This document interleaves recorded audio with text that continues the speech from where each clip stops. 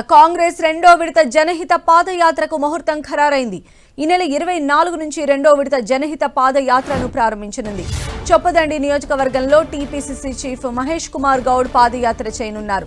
ఈ నెల 25న చొప్పదండిలో ఉదయం శ్రమదానం కార్యక్రమంలో పాల్గొనున్నారు. అదే రోజు సాయంత్రం వర్ధన్నపేటలో జనహిత పాదయాత్ర నిర్వహించనున్నారు.